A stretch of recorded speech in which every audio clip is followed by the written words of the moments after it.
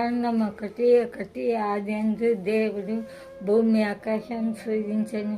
దేవుడు తన స్వరూపం నుండి నరుని సృజించిన. 1:27 నిర్గమకాండము 20:6 నన్ను ప్రేమించి నా ఆజ్ఞలను గైకొన్న వారిని 1000 తరముల వరకు కరుణించువాడనై ఉన్నాను. హల్లెలూయా ఆమేన్.